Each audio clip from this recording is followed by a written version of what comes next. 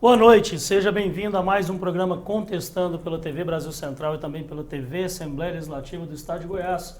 Esse programa que é feito em parceria entre as duas emissoras, trazendo para você sempre aqui na noite de domingo os principais assuntos da semana com especialistas, falando sobre as questões jurídicas do nosso país, da nossa cidade, do nosso estado e, claro, também sobre tudo que envolve as questões políticas. A gente caminha lado a lado comigo nesse programa, um programa especial, porque temos aqui um representante da advocacia goiana, o presidente da AB, Dr. Rafael Lara Martins. Boa noite, seja bem-vindo. Boa noite, Geraldo, boa noite, Caio, boa noite, Daniel. Uma honra estar aqui participando desse programa com vocês hoje. A honra é nossa e a gente vai falar aqui muito sobre uma conquista, diria, histórica para a advocacia goiana, pelo menos em termos de demanda, quase 70 anos ou mais de 70 anos, de algo que nós vamos abordar e que eu acredito que seja muito justo, não só para a justiça no nosso estado, mas para a classe também dos advogados, entre outros assuntos muito especiais. Como o doutor Rafael já disse, comigo como sempre, doutor Carlos César Mota, boa noite, seja bem-vindo. Boa noite, Daniel, satisfação revê-lo, boa noite, doutor Geraldo, boa noite, meu amigo Rafael Lara, quem tem o privilégio do reencontro. Doutor Geraldo Fonseca, seja bem-vindo ao Contestando. Boa noite, Daniel. Boa noite, Caio. É uma honra, presidente, tê-lo aqui conosco. Eu estou aqui numa mesa de esmeraldinos, é isso, os três? De forma alguma. Ontem, essa semana, nós tivemos a final do Campeonato Goiano, transmitido pela TV Brasil Central, também pela TV Assembleia, de maneira exclusiva, com 7 jogos pelo aplicativo Deputados aqui. E nós tivemos uma festa na segunda-feira passada, no Palácio das Esmeraldas, onde a gente pôde encontrar os campeões, né, aqueles que foram considerados os melhores do esporte. E esse assunto ainda tem trazido muitos debates aqui dentro da casa, principalmente sobre o que se espera do ano que vem, né? Tivemos com dirigentes do Goiás que estão falando sobre o planejamento para esse ano e para o campeonato, e também do Vila, o Vila que foi o vice-campeão e agora espera poder fazer uma boa Série B. Mas vamos aqui para a nossa entrevista. Daniel, até domingo. Domingo era Atlético. Domingo era Atlético. Essa semana ainda estou comemorando o título. Pois é interessante que eu vi uma coisa que talvez eu nunca tenha visto na minha vida, doutor Caio, como amante do futebol e como cronista esportivo que fui ao longo de 15 anos, porque eu acho que o Atlético cresceu tanto, se tornou um adversário tão grande do Goiás nesse momento, que eu cheguei a ver alguns torcedores do Goiás torcendo pro Vila, viu? E isso eu nunca imaginei que eu fosse ver na minha vida, torcedores do Goiás não querendo que o Atlético chegasse ao tricampeonato. Mas, Daniel, não sei porque o espanto, né? Todo mundo sabe que a maior parte da torcida é melancia, né? Verde por fora, vermelho por dentro. Glorioso Vila Nova. Tá explicado. Mas desejo que os 3 times tenham muito sucesso ao longo desse ano, de 2024, e já estamos preparando o Campeonato Goiano de 2025 com uma parceria muito maior e muito melhor, afinal de contas, esse ano. Começamos o ano passado com a Brasil Central, esse ano a TV Assembleia se uniu a essa força e tivemos o prazer de transmitir as 2 finais do Campeonato Goiano para todo o território brasileiro em sinal aberto pela TV Cultura, mais uma parceira que também já está confirmada para o ano que vem num grande campeonato. Agradeço a todos, dou parabéns aqui ao governador Ronaldo Caiado, presidente da Assembleia Legislativa Bruno Peixoto, presidente da TV Brasil Central, Reginaldo Júnior, que trabalharam muito para fazer um grande campeonato e assim o foi entregue. Vamos para a nossa entrevista. Advogado, sócio do Lara Martins Advogados, doutor em Direitos Humanos pela UFG, mestre em Direitos das Relações Sociais e Trabalhistas, bacharel em Direito pela Universidade Federal de Goiás, especialista em Direito do Trabalho pela PUC Goiás, entrou na OAB como conselheiro seccional em 2013 e hoje é presidente da OAB Goiás, Dr. Rafael Lara Martins. Como começou essa história na advocacia? A história começa já com uma pequena correção. Apesar de ter entrado em 2013 como conselheiro seccional, eu tenho muito orgulho de ter chegado na OAB por meio da Comissão da Advocacia Jovem, né? Eu, ainda na faculdade, eu me formei no ano de 2003, a Comissão da Advocacia Jovem, além de reunir os jovens advogados, ela era recém-criada, ela convidava os centros acadêmicos a enviar um representante. E eu fui lá o primeiro representante do Centro Acadêmico da Faculdade de Direito da UFG na Comissão da Advocacia Jovem. E hoje tenho a alegria de ser o primeiro membro da Comissão da Advocacia Jovem que se tornou presidente da Ordem. Então é uma ligação, uma identidade com a advocacia jovem. Lá quando comecei, Daniel, na advocacia, como a maioria dos advogados, eu não tinha nenhuma tradição, seja na advocacia, no direito, no empresariado, no associativismo, era do nada mesmo. E participar da Ordem, viver a Ordem, ter lá com a advocacia jovem esses contatos, esses relacionamentos me ajudaram muito a entender o que era efetivamente a advocacia. Foi muito, muito difícil no início, como todo mundo que começa numa expectativa muito diferente da realidade, né? Algo que eu digo sempre, a advocacia ela é plantio. Só que entre o plantar e o colher, você tem regar e tem esperar. Então, são alguns anos para a coisa começar a dar certo. E essa vocação, digamos assim, institucional pela Ordem, ela sempre fez parte, mesmo durante os anos de faculdade? Primeira vez que eu disputei uma eleição, eu fui candidato a representante de sala na 4ª série primária. Então, acho que daí já diz tudo, né? Eu sempre gostei de resolver problemas no coletivo, sempre gostei de doação do seu tempo para algo que resolva para todo mundo, sem pensar no individualismo, sem pensar em soluções pessoais. Fui de representante de sala durante a escola, isso no Santo Agostinho, de formatura, Santo Agostinho lá junto com o Caio, e fui também representante no Centro Acadêmico, disputei eleições do Centro Acadêmico, inclusive fui diretor do Centro Acadêmico. Quando eu finalmente disputo a eleição para a presidência do Centro Acadêmico, eu perco a eleição por 6 votos para um parlamentar aqui da casa, viu, Daniel? Perdi a eleição para o Virmondes Cruvinel. Olha só. 6 votos para o Virmondes Cruvinel. Eu brinco com ele, falei, Virmondes, ainda bem que eu perdi a eleição para você, que você virou deputado, eu virei advogado, os dois estão muito felizes nas suas respectivas carreiras. E além da vocação institucional, logo na construção da sua carreira, o direito trabalhista esteve muito presente. E eu sempre pergunto aqui para os nossos advogados, para os nossos representantes, o porquê da escolha da área, o que levou os caminhos para chegar a uma área tão complicada do direito, a gente sabe como é essa. Eu costumo dizer que não é a gente que escolhe a área, é a área que escolhe a gente. E a advocacia trabalhista, ela aconteceu na minha vida. Durante muitos anos da minha advocacia, eu, como todo mundo que começa ali sem uma base, eu fazia de tudo, fiz absolutamente tudo. Fiz família, fiz trânsito, fiz penal, fiz júri, fiz cível, fiz direito público, fiz absolutamente todas as áreas no começo da minha carreira.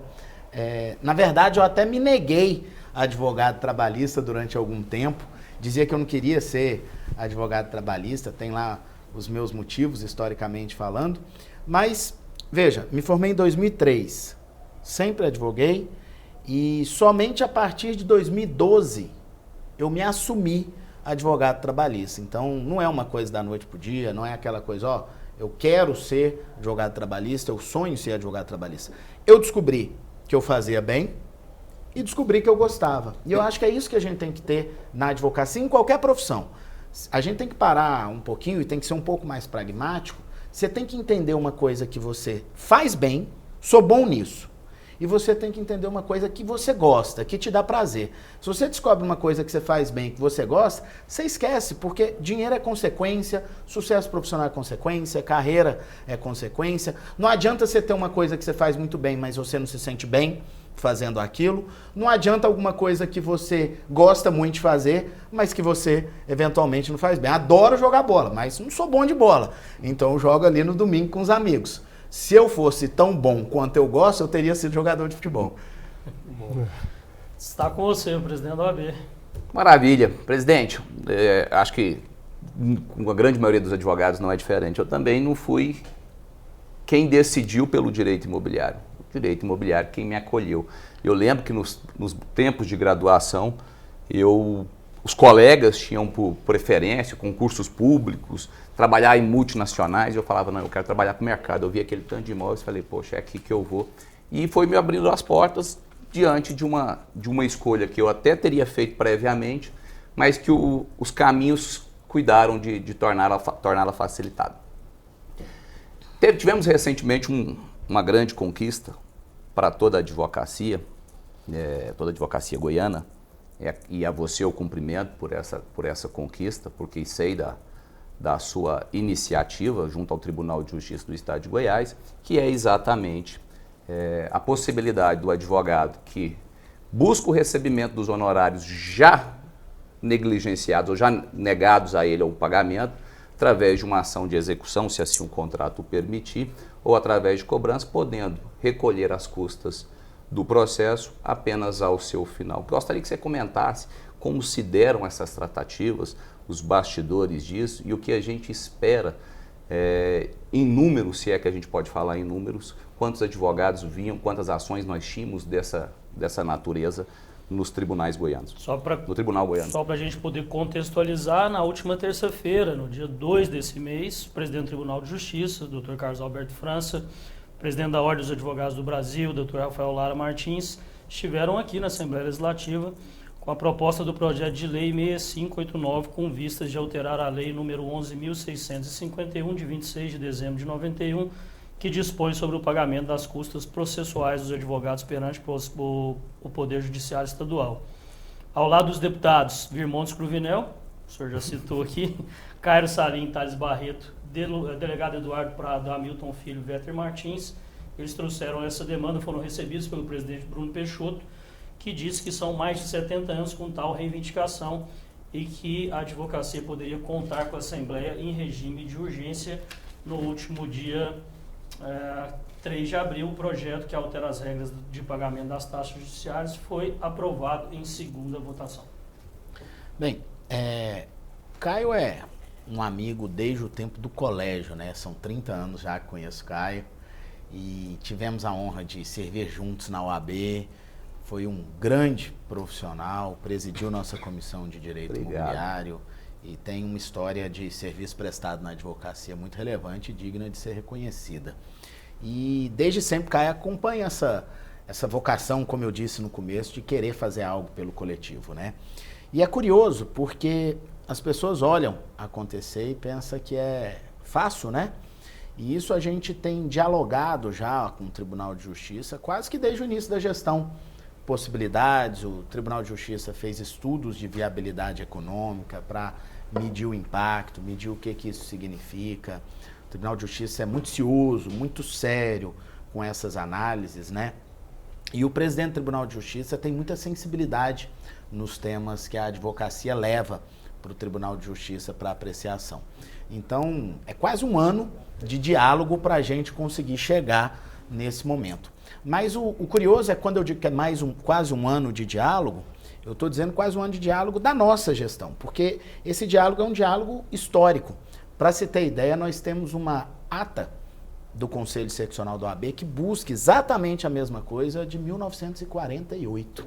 Né? Então, há 76 anos que essa era uma pauta importante, relevante de luta para a advocacia. Então, assim, em primeiro lugar, é uma satisfação muito grande nós estarmos conseguindo realizar isso, nós estarmos conseguindo avançar com esse PL, a Assembleia Legislativa abraçou a ideia e agora a gente precisa aguardar para que isso efetivamente se torne lei e mudar essa realidade. Aí, Caio, a demanda da advocacia, e aí todo colega advogado vai se identificar com isso, é impossível de se calcular. Porque a grande verdade é que o advogado que não recebeu os seus honorários, na maior parte das vezes, deixa para lá. Você acredita? Já ouviu falar no Casa de Ferreira, Espeta de Pau? Quantos honorários vocês não têm de que vocês deixaram de judicializar, porque você falou, não vou pagar custas, não sei se vai pagar, não sei se tem patrimônio, e uma dificuldade. Então o advogado, ele historicamente deixava para lá justamente por causa disso. E agora, o não pagamento, a não antecipação das custas no início, vai ser um incentivo para os advogados buscarem o Poder Judiciário para fazer valer, que é sempre bom ressaltar, verba alimentar. As pessoas, às vezes, elas não compreendem os honorários como eles de fato são. A gente pensa no salário dos colaboradores, dos empregados, a gente pensa ali nas remunerações que todos recebem, nos soldos, nos vencimentos, e se esquecem que para o advogado os seus salários são os honorários. É com o honorário que você paga a escola dos filhos, é com honorário que você coloca gasolina no carro, é com honorário que você coloca comida na mesa. Então, honorário é a sobrevivência da advocacia. Não à toa, o Supremo Tribunal Federal, em súmula vinculante, já disse que honorário é verba alimentar e tem essa natureza jurídica. Portanto, você buscar e estar conseguindo a construção de uma legislação em Goiás que permita não pagar honorário, não pagar custas processuais, além da execução e da cobrança, Caio, do arbitramento de honorários, que é muito caro pra gente, do arbitramento de honorários. E uma ação longa, extensa, Exato. né? Sofrível. Então, não ter que pagar essas custas antecipadamente é uma vitória, eu diria que histórica. Fico, confesso, muito satisfeito em a gente ter conseguido construir isso na nossa gestão aqui na frente da Ordem. Sem dúvida. Aproveitando, ainda falando de Assembleia Legislativa, e aqui eu faço a interlocução da advocacia, então me desculpe se eu trouxer algum tema que por vezes possa parecer delicado, mas é uma inquietação que nós todos temos enquanto advogados e acredito que a população também padece dessa angústia. Nós temos, e aí me corrija se eu estiver errado, as custas mais caras perdendo apenas para Piauí, Paraíba, não é isso? Bahia. Acho que nós ocupamos a 4ª posição em custas, segundo até consultei hoje cedo num site referência no aspecto jurídico, que é o Migalhas. Segundo esse site, nós ocupamos essa lamentável essa posição. Claro que isso é uma questão histórica, nada a ver com a sua gestão. Nós já tínhamos esse entrave, que são as altas custas judiciais, e vimos de 2023 para 2024 alguns estados que conseguiram sua redução. Parece que Maranhão e um outro, não me lembro, acho que Roraima. Acho que foi Maranhão e Roraima que conseguiram a redução dos anos de 2023 para 2024 nas custas. E ali ele faz até uma simulação. Nós temos condições de pensar umas custas judiciais mais acessíveis à população, e eu digo isso afeta diretamente a advocacia, você sabe muito melhor do que eu, vez que o advogado, ao precificar o seu trabalho, por vezes, ele tem que negociar por conta das altas custas judiciais que têm que ser desembolsadas logo no início da demanda. Então, acredito que isso reflita nos interesses da sociedade como um todo, naturalmente, e ainda de maneira bem objetiva no trabalho e resultado do advogado. Eu posso fazer só uma colocação, desculpa interromper, mas aproveitando sua fala, cara, eu trabalho no Tribunal de Justiça, eu sou assessor de desembargador. E eu já tem 5 anos que eu estou na área criminal, porque eu sou professor de penal, mas eu atuei 10 anos antes no civil. Aí trabalhei até com o desembargador Guilherme, que veio da advocacia também. Então, para dizer que esse problema das custas altas gera um outro, que é o excesso de pedido de gratuidade. Porque à medida que você eleva o preço das custas, automaticamente você eleva o número de pessoas que não têm condição de pagá-las. Então é um excesso, e aí o juiz não concede, você tem que agravar para o tribunal, aí o tribunal às vezes concede, então gera um outro problema também. A sociedade existe da ação, tal como o advogado. Exatamente. Não é nada delicado, muito pelo contrário. Custas judiciais é uma bandeira inafastável e histórica da Ordem. Se você puxar as últimas 10 eleições da OAB, nos últimos 30 anos, a gente debate custas judiciais. E eu acredito e posso dizer, sem sombra de dúvida, que a nossa gestão foi uma das gestões que mais lutou pela redução de custas judiciais na história da OAB Goiás, acumulando aí todo o trabalho que é feito por todos os presidentes que passaram. Eu costumo dizer, Caio, que a presidência da Ordem, ela não é uma corrida de 100 metros. Ela é uma maratona de revezamento. Você faz tudo o que você pode fazer no intervalo de 3 anos para você passar o bastão adiante para a próxima gestão, que às vezes pode ser o mesmo presidente. É muito comum aqui em Goiás um presidente se eleger 2 vezes, pelo menos os últimos sempre foram assim, ou você pode passar para um outro presidente. Independente de ser do mesmo grupo ou não, o trabalho institucional da Ordem pela advocacia, em pautas caras, como prerrogativas, como custas judiciais, ele é constante e a todo momento. E nós mobilizamos sociedade empresarial, nós mobilizamos sindicatos, nós mobilizamos opinião pública, nós mobilizamos inclusive judicialmente o Tribunal de Justiça, provocamos, fizemos, só que a gente não conseguiu ainda o resultado, como não tem conseguido nos últimos, repito, 30 anos. Só é um pouco equivocada a comparação que o site fez dizendo de classificação, porque a classificação depende de diversos critérios. Você tem, e aí você foi muito feliz em dizer, você tem uma comparação de qual que é o menor valor de custas iniciais, que esse aqui é o menor valor de entrada no Poder Judiciário. Essa é uma avaliação, qual que é a colocação do Estado de Goiás nesse menor valor de custos judiciais. E esse é diretamente vinculado ao acesso à justiça e à gratuidade, que é um tema muito especial. Aí fazendo aqui uma parada no assunto para falar sobre isso, que foi provocado e é muito interessante. O acesso à justiça, especialmente para as pessoas mais carentes, ele se dá tanto por advogados privados, quanto para a advocacia dativa, quanto pela Defensoria Pública. E o Tribunal de Justiça, nos parece, tem uma certa dificuldade na apreciação da justiça gratuita quando a pessoa está com um advogado privado, inclusive em diferenciação de critérios para a Defensoria. E isso, repito e digo sempre, é um absurdo.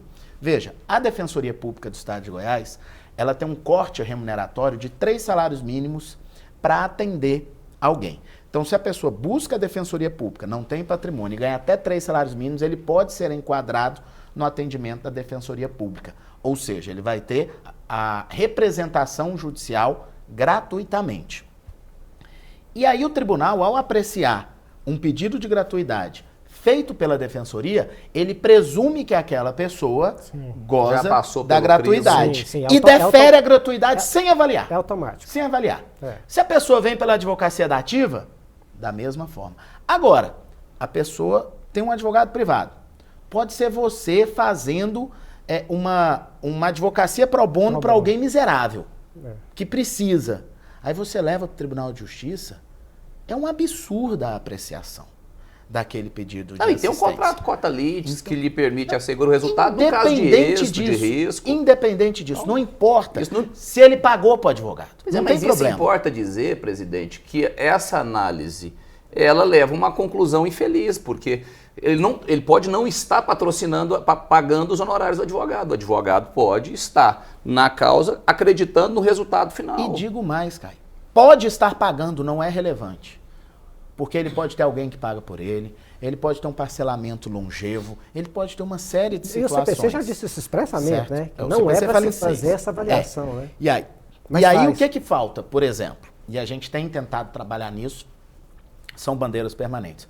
Por que o critério da Defensoria não é o mesmo critério para apreciação da assistência judiciária gratuita? Vamos dar às partes a igualdade de condições. Então essa é uma análise da questão das custas, que ela fica muito simplificada na forma que o Dr. Caio apresentou, mas para o acesso ao judiciário. Aí nós temos uma outra coisa, Caio.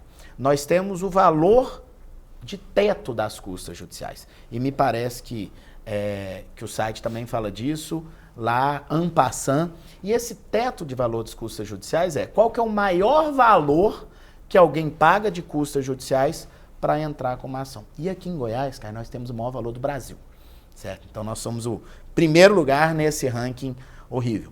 O maior valor do Brasil. Só que isso não impacta acesso à justiça. Isso impacta poder econômico.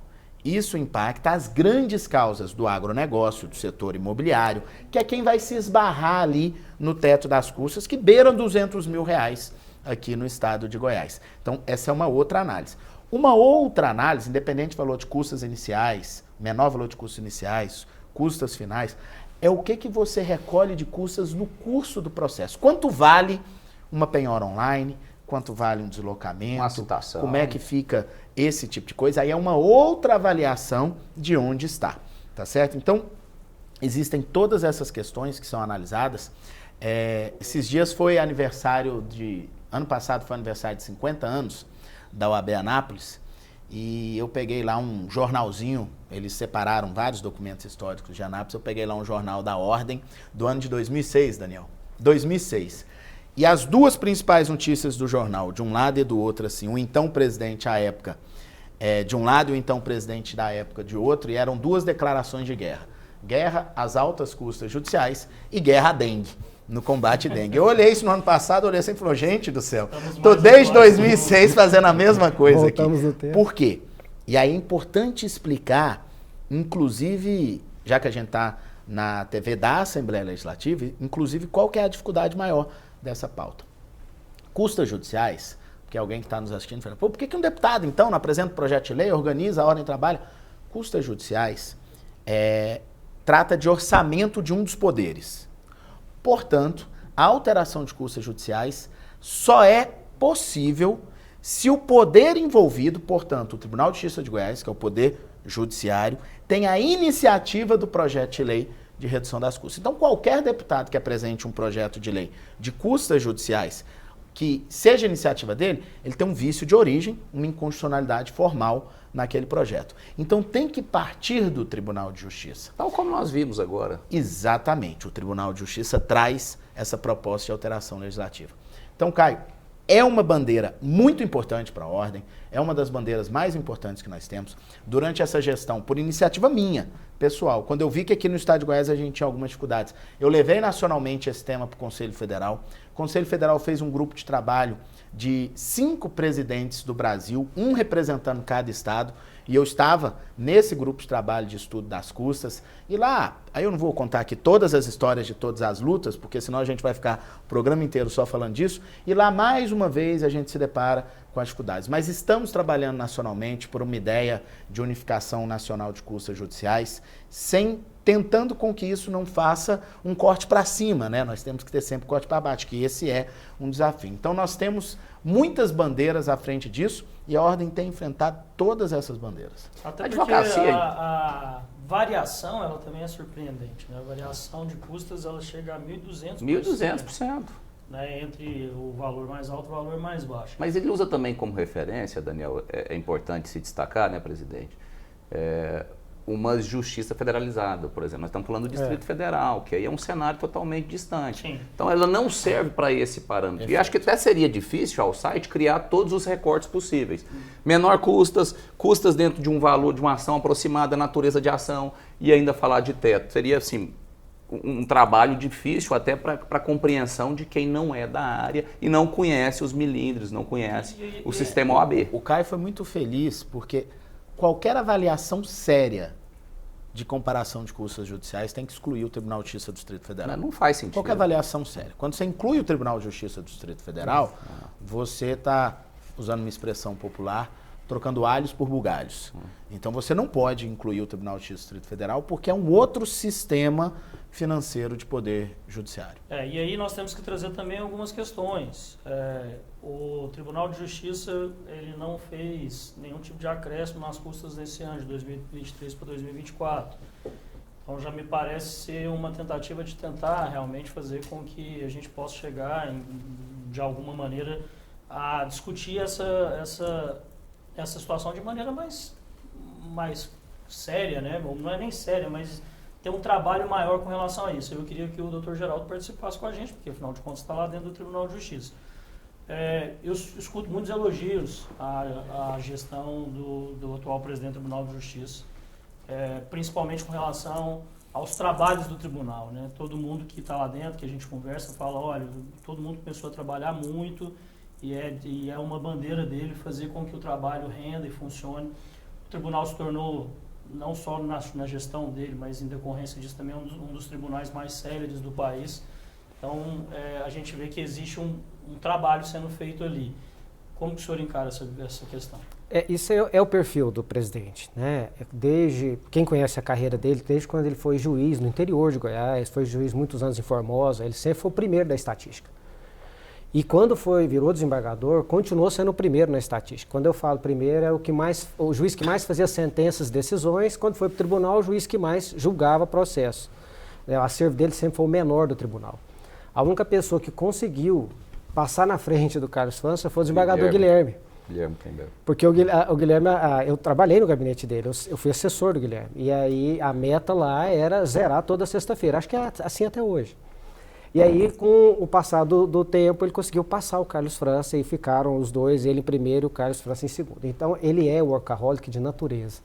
Ele é um juiz que, além de ter os assistentes dele fazendo voto, sábado, domingo, ele levava a sentença para casa e ele fazia. É o perfil dele. Ele é, né, esse cara que gosta de sempre estar implementando mudanças e tudo. E agora, ele também não sei dizer ao certo, tá? Eu vou dizer aqui, mas se isso é verdade, se é o único presidente do Tribunal de Justiça que foi reeleito, né? Porque ele está no seu segundo mandato. Eu confesso que eu nunca vi isso acontecer. Em Goiás pode-se dizer que sim, né? Não sei nos outros tribunais. Exato. Então, e está mostrando o serviço que ele está fazendo. Ele realmente, esse sentimento dele, ele passa para a equipe. E exige muito das pessoas que estão trabalhando lá. Tem pessoas que falam, nossa senhora, essa meta é impossível de ser batida. Mas é o perfil dele, é isso que ele faz. Né? Agora, eu também entendo, assim, eu trabalho na casa, eu vejo, assim, nós tínhamos um tribunal sucateado, foi reformado, nós não tínhamos estacionamento, para os servidores ele fez estacionamento, e isso tudo, claro que são coisas das outras gestões que já vinham sendo feitas, mas ele implementou sistema de informática, inteligência artificial, cursos, né? A ESMEG nunca atuou tanto assim. Então, realmente o trabalho é muito bom. Agora, dá para se perceber que há uma possibilidade financeira do tribunal reduzir um pouco as custas. Eu não acho que isso seja impossível de chegar. Que seja congelando as custas por alguns anos, isso aí já gera esse efeito de redução, igual você está falando. Então eu acho que é possível esse diálogo. Pelo que a gente vê, né? É lógico, eu não estou no departamento financeiro, não tenho acesso a contas, nada disso, mas pelo que a gente vê. E como que está o diálogo da Ordem dos Advogados do Brasil com o Tribunal de Justiça? Olha, eu costumo dizer que a Ordem, não apenas com o Tribunal de Justiça, mas com o Poder Executivo, com o Poder Legislativo, Poder Executivo, os Poderes Executivos Municipais, a Ordem ela tem um papel muito importante porque ela tem que estar próxima para ter um bom diálogo e construir, porém não tão próxima para enfrentar quando necessário, porque a OAB ela é isso. A OAB ela é uma construção de diálogo e enfrentamentos quando necessário. E eu quero só fazer um adendo ao que foi dito aqui sobre a reeleição do presidente França, se foi a única, etc. Não tem no país um caso semelhante, só que ela não é reeleição, tecnicamente falando, porque a Loman proíbe reeleição. E o tema foi para o CNJ, tá certo? A OAB acompanhou no CNJ. Se eventualmente a gente entendesse que houve uma reeleição de fato, nós inclusive, nós mesmos provocaríamos, independente de reconhecer que o presidente França é um excelente presidente, um excelente gestor do tribunal. Eu abri o programa dizendo da sensibilidade dele com os temas da advocacia, mas não foi. O que aconteceu ali tecnicamente? Abriu-se a questão de inscrição para presidente do Tribunal de Justiça. Todos os desembargadores foram ouvidos e todos eles disseram: não tenho interesse de ser presidente. Não havia candidato a presidente. E nesses casos, é possível pela legislação, e o CNJ validou essa interpretação, que o atual presidente, ante a inexistência, depois de ouvido expressamente todos, ele se coloca à disposição para uma gestão, para representar o tribunal. Por isso que, tecnicamente, a gente não pode falar em reeleição, porque a Loman proíbe a reeleição. Foi uma questão de inexistência de candidaturas e, portanto, no vácuo de candidaturas, o tribunal não pode ficar acéfalo administrativamente, o presidente se coloca. E, por óbvio, não tiveram interesse porque reconheciam que aquele trabalho que o presidente atual estava fazendo precisava de continuar. Nós teremos no próximo ano uma nova gestão do Tribunal de Justiça. É improvável que isso ocorra novamente, para não dizer impossível, mas improvável que isso ocorra novamente, e aí vai avançando, porque a oxigenação aí entre as pessoas, mesmo próximas, mesmo fazendo parte do mesmo grupo, mesmo perto, ela é sempre muito interessante para qualquer lugar, porque são ideias novas, cabeças novas. E um tempo de trabalho maior é necessário para você amadurecer alguns projetos importantes. Então, voltando aqui, esse diálogo da Ordem, ele tem se mostrado aí com o Tribunal de Justiça especificamente, foi a pergunta, Daniel, se mostrado bastante proveitoso. Nós conseguimos conquistas históricas aqui no estado de Goiás e no Tribunal de Justiça para a Ordem dos Advogados do Brasil e para toda a advocacia em razão desse bom diálogo. É uma característica da nossa gestão ter essa capacidade de diálogo e construção. Vamos falar então, a gente volta ainda nesses assuntos mais específicos, mas vamos falar um pouco também sobre o que está acontecendo no Brasil. E aí a gente vai trazer um pouco de democracia e a gente vai trazer também um pouco dessa capacidade de diálogo. No final do ano passado, o senhor veio a público criticar o ministro Alexandre de Moraes por ter impedido um advogado goiano de fazer sustentação oral no Tribunal Superior Eleitoral. O ministro Alexandre de Moraes justificou que o regimento interno da Corte não prevê fala de advogado em julgamento de embargos. Isso aconteceu já tem alguns meses, né? O presidente da OAB Nacional também se manifestou com relação a essas questões e a gente percebe que esse ano outras ações foram acontecendo, não só no sentido que envolva a advocacia, mas também no sentido onde a gente vê nessa semana o ministro Alexandre de Moraes, e eu não falando em nome do Supremo, mas através do Barroso falando em nome do Supremo, com essa discussão com as Big Techs de até onde vai o limite do nosso judiciário, até onde vai o limite das empresas perante a nossa justiça. Como que o senhor vê essa situação que tem acontecido no Brasil?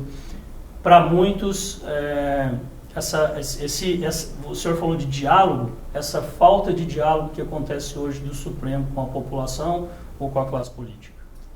Bem, vamos por partes, que tem muita coisa misturada aí.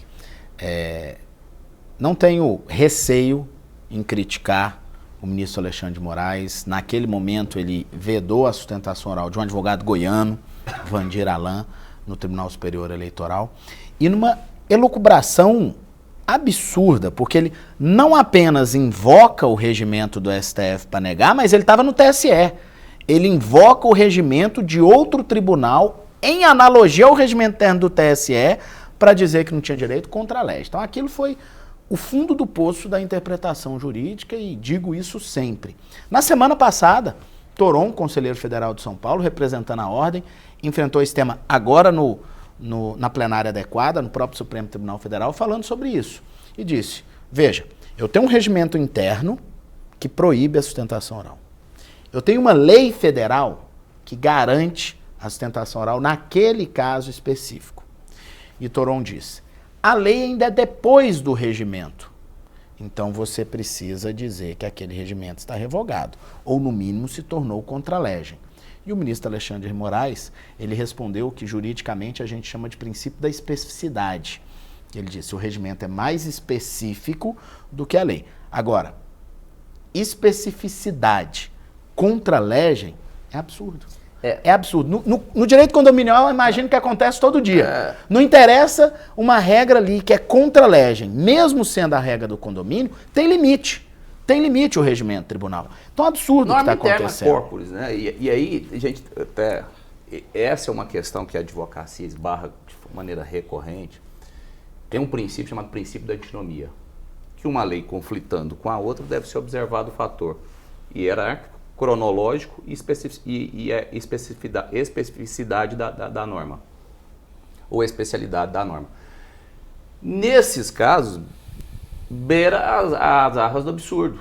Se o regimento interno conflita com lei federal, a gente está falando naturalmente de uma revogação, e aí não é nem o instituto da revogação parcial naturalmente, mas aquela lei no que conflita de maneira objetiva, ela é derrogada, então não faz o menor sentido a fala, inclusive utilizando o instrumento de uma casa vizinha. Mas aí ele lança de um segundo argumento e fala que o regimento está previsto na Constituição, quando fala da criação do Supremo, com o seu regimento e tal. Então ele fala que o regimento é constitucional. E se o regimento é constitucional, então ele está acima da lei. E os poderes não são? Mas aí chegou-se ao absurdo de falar para... Esse argumento, na minha opinião, é uma história antiga, tá certo? E que grandes constitucionalistas contam isso como anedota, que é a história da Catianga. Não sei se vocês conhecem a história da Catianga, eu vou até contar a história da Catianga para dar uma leveza um pouquinho num tema tão difícil, né? Disse que um senhor do interior viajou com a família para fora do país e lá conheceu o cassino. E aí todo mundo se divertindo, esse senhor todo desconfiado, multimilionário, produtor rural humilde, multimilionário, ele começa a acompanhar e o pessoal vê lá e fica sabendo pelos dados dele que aquele é uma pessoa multimilionária. O gerente do cassino falou, acompanha aquele senhor lá e o que ele quiser fazer, você proporciona, que aquele cara tem muito dinheiro aqui para gastar no cassino.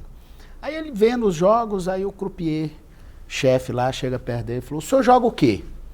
Falou, eu não jogo nada que vocês jogam aqui. Não, você joga blackjack, joga pouco. Não, eu só jogo cachanga. Ah, cachanga, temos cachanga. Ele, tem cachanga? Muito bom, vamos jogar cachanga. E aí começa, aí o croupier que vai dar as cartas vai perguntando para ele disfarçadamente como é que seria ali. E aí ele pega e explica pro cara, distribui 5 cartas para ele, fica com 5 cartas, abre 3 cartas na mesa. Aí o velhinho fala, eu aposto tanto, o outro paga. Aí ele apresenta as cartas, o croupier, ainda sem entender o que está acontecendo. O velhinho olha ali e fala, põe as cartas deles na mesa, fala, cachanga, e puxa as fichas. Outra rodada, aí o velhinho apresenta as cartas primeiro, aí o outro apresenta e fala, cachanga, e puxa as fichas. Lá para a 4ª, 5ª vez, o cara não estava entendendo nada, o gente da casa falou, o que está acontecendo? O cara ganhou. Você fala, até agora eu não entendi qual que é a lógica do jogo. Então você fala o seguinte, da próxima vez você grita cachanga antes dele, essa é a lógica do jogo. Aí vai, ele pega assim, o velhinho apresenta, ele pega e fala, cachanga, cachanga real, e puxa todas as fichas. O ministro Alexandre de Moraes, ele está praticando a cachanga real em diversas situações no Supremo Tribunal Federal. Ele fala por último, o Supremo Tribunal fala por último. E aí, quando a gente fala de Supremo Tribunal Federal, quando você fala da questão dos ministros, a população fica revoltada, se pergunta, cadê isso, cadê aquilo? E você tem que entender um sistema de competências. Porque não adianta, gente, gritar na rede social não vai resolver nada. Nós temos que entender sistemas de competência. Quem são os 2 únicos legitimados para fazer alguma coisa? Se eventualmente se entender que é o caso, e eu não estou dizendo que é, se eventualmente se entender que é um caso de um impeachment, somente o Senado Federal pode processar o pedido de impeachment. Se eventualmente se entender que é o caso de reforma de uma decisão, somente o colegiado do Supremo Tribunal Federal pode reformar essa decisão. Então a cobrança tem que ser endereçada a esses 2 órgãos. Se aqueles que defendem um eventual impeachment, aí isso tem que ser direcionado para o Senado. Aqueles que defendem a reforma de uma decisão que se entende absurda, isso tem que ser endereçado ao colegiado do Supremo Tribunal Federal. Não como se diziam alguns anos atrás, batendo panela na sacada, não é falando nas redes sociais que a gente vai conseguir, dentro do sistema judiciário, modificar isso. Perfeito, presidente. E nós podemos dizer o que esperar do Conselho Federal? Ele tem feito essas provocações dirigidas a esses poderes, a esses representantes? Porque nós temos visto, na verdade, alguns momentos, e aqui eu faço a minha crítica pessoal, inclusive endossando os atos praticados por determinados ministros, inclusive do próprio Alexandre de Moraes. A exemplo, quando o advogado foi infeliz na sua fala durante a sustentação oral, num daqueles casos emblemáticos do 8 de janeiro, o presidente da OAB, em ato sequente, cumprimentou a fala do ministro STF, que para mim foi ríspida, grosseira, não caberia a análise do advogado, a análise seria técnica,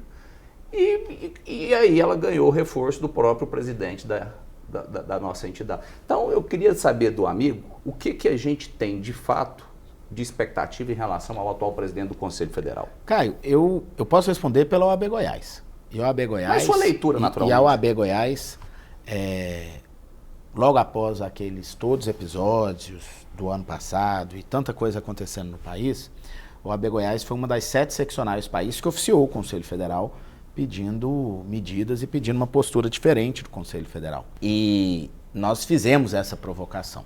Agora, nós temos que entender que nós vivemos uma democracia. 7 estados, 7 seccionais pediram. Outras 20 não pediram. Nós temos que entender que as democracias, ela atende à vontade da maioria, posicionamento da maioria. Por exemplo, as pessoas criticam o resultado das eleições. Gostando ou não gostando, por próximos 4 anos você tem um presidente que foi eleito e não importa se foi por 1 ou se foi por 100 milhões de votos. É o presidente. E aí o Conselho Federal tem a sua competência. No estado de Goiás, dentro daquilo que é a nossa competência, a gente toma as medidas. Eu agiria um pouco diferente, é verdade, da forma que tem sido agida, mas aqui respeito aí a autonomia do Conselho Federal e a gente se posiciona da forma que tem que ser Mas houve resposta formal? Olha, o Conselho Federal, e aí é justo a gente dizer, em absolutamente todos os processos em absolutamente todos os temas, em absolutamente todos esses casos, fez nos autos a defesa da advocacia e a busca da mudança ali dos entendimentos. Em todos os casos. Essa semana agora, por exemplo, um advogado goiano foi multado pelo ministro Alexandre de Moraes por estar insistindo em alguns temas ali da sua defesa. Insistindo palavras do ministro Alexandre de Moraes, o advogado ali está exercendo o seu munus, tá? E nós provocamos, falou, olha, a OAB precisa provocar o ministro Alexandre de Moraes para caçar essa multa. E esse advogado, que é advogado aí de figuras que se entendem estarem sendo perseguidas pelo ministro Alexandre de Moraes, e nós estamos, OAB Goiás, junto com o Conselho Federal da OAB, assinando em conjunto esse pedido para sopesamento dessa multa. Então, nós temos provocado, nós temos agido dentro daquilo que é nossa competência, e eu não tenho receio nenhum de me manifestar e escalar esse assunto, eu só tenho uma obediência de competência. A gente tem que, as pessoas em geral, elas têm um pensamento a respeito da democracia, que a democracia ela é boa quando ela me serve, né? E a gente tem, muitas das pessoas têm um pouco de dificuldade de aceitar a democracia quando você está do lado da minoria que foi vencida. E nós estamos fazendo nosso trabalho aí dentro da nossa competência. Eu queria até aproveitar a fala do Dr. Caio e trazer essa questão que a gente trouxe que aconteceu no final do ano passado com o advogado goiano, para falar justamente sobre isso, né? Até que ponto, não só a OAB, você citou a questão de ser uma competência do Senado, se entender que houve algum tipo de abuso, de procurar a reparação junto ao Supremo, no caso de um impeachment ou algo assim. Mas na fala do ministro Alexandre de Moraes, para alguns soou até como deboche, o momento em que ele diz o seguinte: a OAB vai fazer mais uma nota. E aí, o tal da nota oficial também se tornou, para o público em geral, como uma ferramenta que não tem nenhuma efetividade. Quando aconteceu o caso do Dr. Vandir Alan, aquilo é notícia, vira notícia, todos nós ficamos sabendo, a OAB se manifesta contrária àquilo, se posiciona de maneira dura, eu vi o vídeo do senhor, de maneira dura, mas não se vê as consequências desse posicionamento. Como que a gente pode trabalhar para que isso não seja, para que essas notas, que eu respeito bastante, não sejam simplesmente uma resposta para a população? Daniel, é justamente... Deixa eu fazer uma complementação também, vou aproveitar a fala, porque eu queria fazer essa pergunta.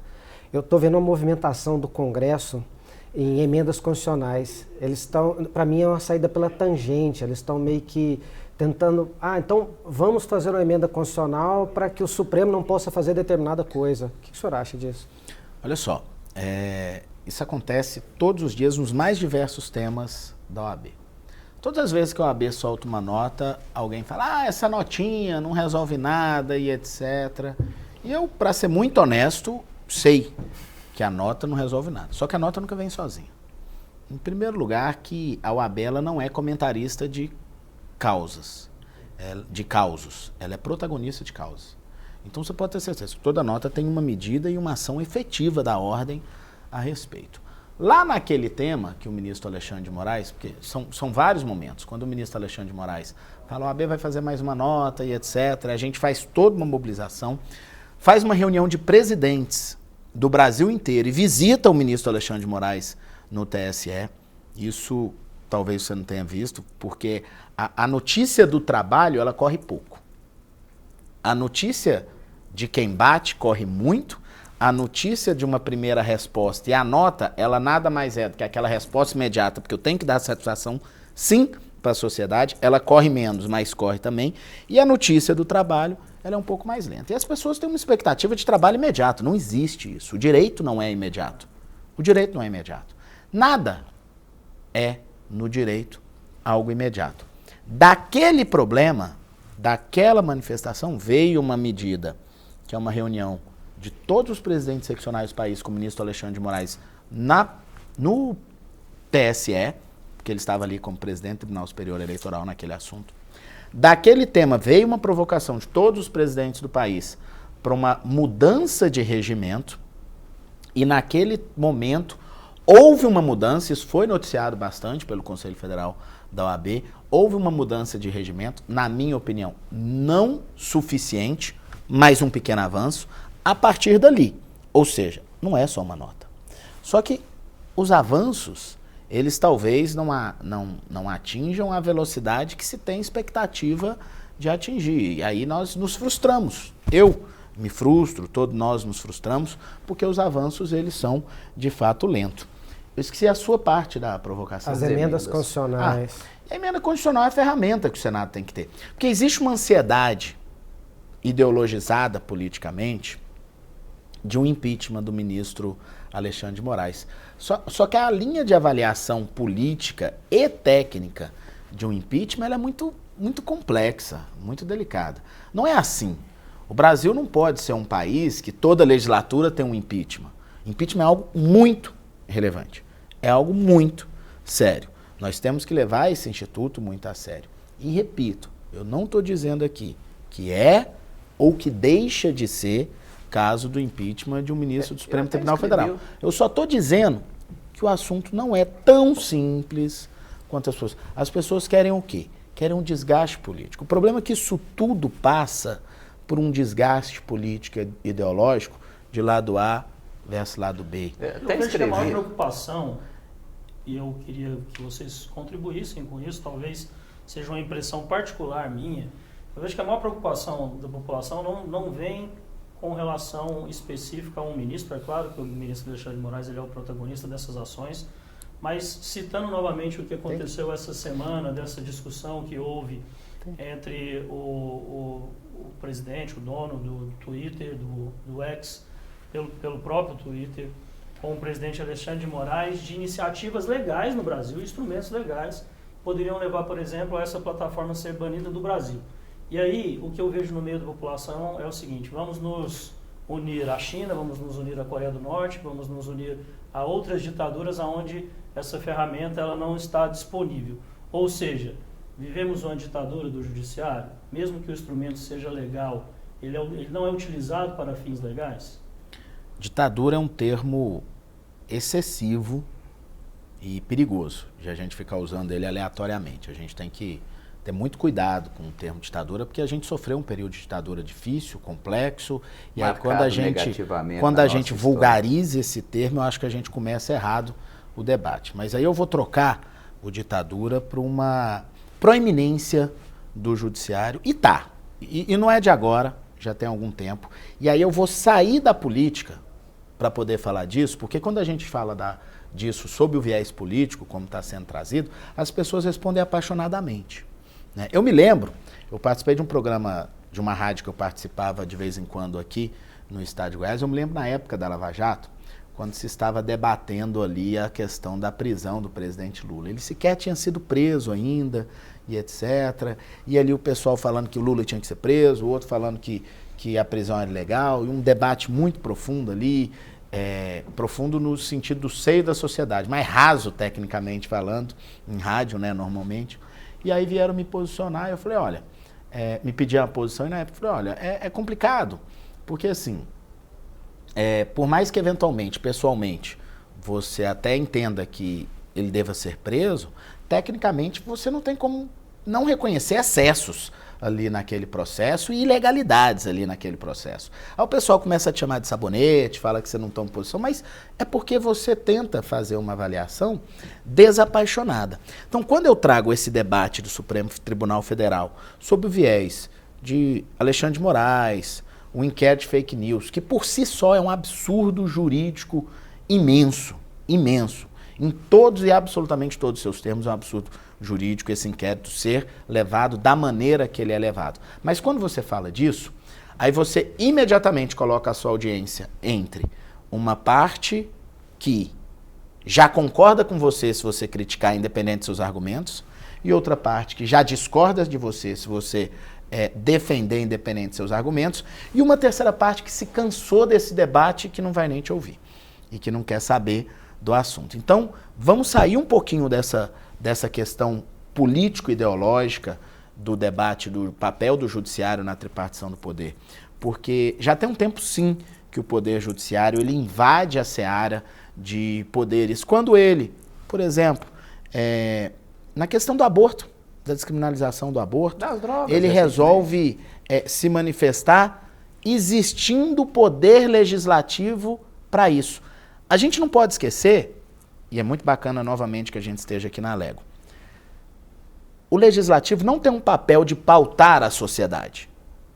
O legislativo tem um papel de refletir a sociedade. Uma lei muda, e aí eu puxo aqui Miguel Reale, quando eu tenho fato, valor e norma. Primeiro tem um fato social, aí você tem um valor da sociedade, aí você forma uma norma. E o que às vezes algumas pessoas querem é que o poder legislativo paute a sociedade para mudar os seus valores e impor o fato.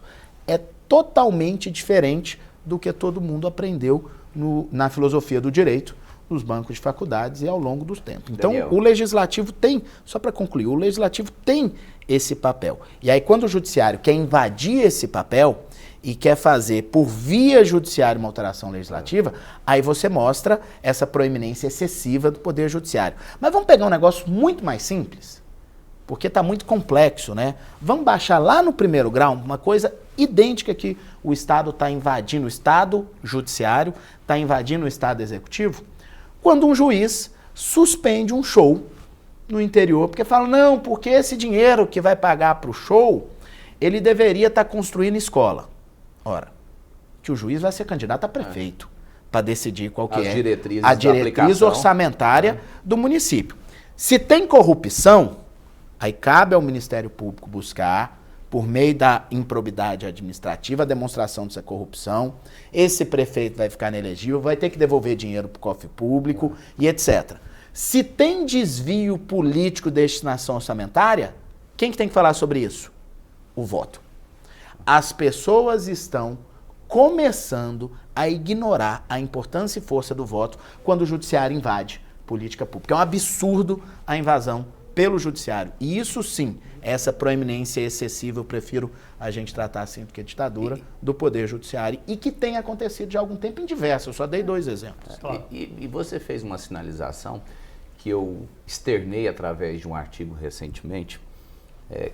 Desde 2002, governo FHC, nós não tivemos um único presidente que não foi preso ou passou pelo processo de impeachment.